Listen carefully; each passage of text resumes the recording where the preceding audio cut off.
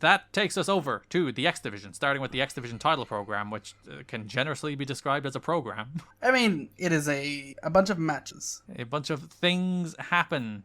Kinda? Would you even describe them as things happening? Because as I'm scrolling, I don't think there's a thing happening until the third Impact of the month. So you know what? You might. No. There's the 4-way. Okay, 3 things happened. And they're all matches. July 27th Impact. P.D. Williams defeats Sharkboy Sanjay Dutt and Johnny Devine. Yep.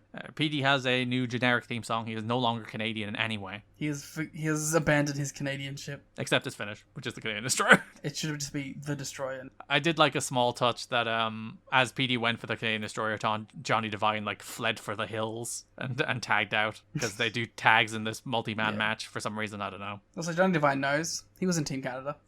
PD pins Sharky with the Destroyer. The next week we get a feature on Senshi. He runs down all of the people in the Top Contenders match. He sure does run them down. Yeah, there's 5 of them, I heard. They're branding this as a new era of the X Division. I'm branding it as the flop era of the X Division.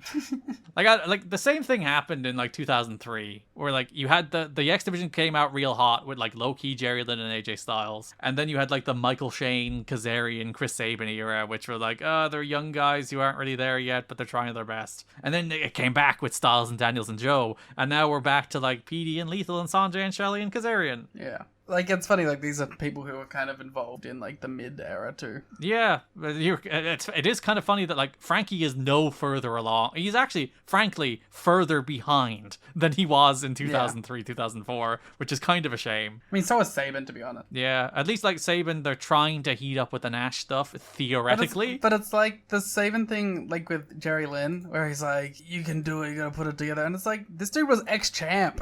Let me tell you about Orange Cassidy. Which is very funny that they did that segment on that pay-per-view. It's like, these are guys who have been to the top. You don't need Jerry Lynn giving a pep talk. They're fine. To kind of underscore this being a new era, they show highlights of everybody's key move during the entrances. So they're trying to reintroduce a new era of the division, even if they're not devoting the time to any of these guys to actually get them over. You just gotta give them, like, the time and you gotta give them the time and the focus. And they're just, but they're trying to take, like, the easy way out and just be like, they're cool. Yeah, they do moves and they're on TV. PD1. So, like, this match does have a story that plays into the title match, because this is a contenders match, which PD does win with the Destroyer on Jay Lethal. But the story of the match is Lethal, like, was running wild. He hits drop kicks on a multi-man into a multi-man leg sweep. He hits a bunch of headbutts, but then steps into a Destroyer. So Lethal ran wild. Lethal looks great, but he got pinned by PD, which sets up, in theory, it should be PD against Senshi. But the following week, Larry Z comes into and says Cornette has added Lethal to the X Division title match at Hard Justice because of how good his performance was in the match where he was pinned. Makes so little sense, but whatever. Like, I don't know why. I guess maybe they thought like 2 heels. They need a face in there. But yeah, I guess but just have Lethal win then, though. But like they already won. I think maybe they thought about it too late, and they're like, oh shit, we need a face in this. But yeah, I do like the shtick that Larry Z's new character is like very by the numbers, doing things right. Jim Cornette messenger. Yeah, he's a stooge. He is Jim Cornette's personal assistant. That does take us to the pay-per-view where we have an X Division title match, and it exists. It does. It's not particularly interesting or like good. It's just sort of whatever. Senshi hits a cartwheel dive to the floor, and Don is like, great display of his martial arts skills. Yeah. The dive is cool. There's so little going on in this match.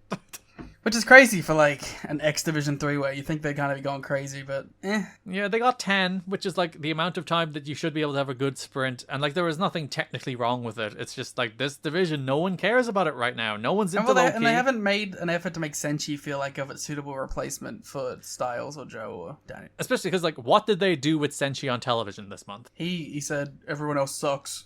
Yeah, that's all he did. He had one vignette. He was on screen for like 45 seconds. But I feel like you could literally just do him like Joe and have him beat people in like 2 minutes doing cool shit, and it would be like fine. Yeah, but they're not doing that. He's not around. He's not even on the show. But yeah, PD hits the Destroyer, but then Senshi John woos PD out of the way and steals the pin, and PD is big mad. Senshi's contract situation is all worked out, but he's got new heat.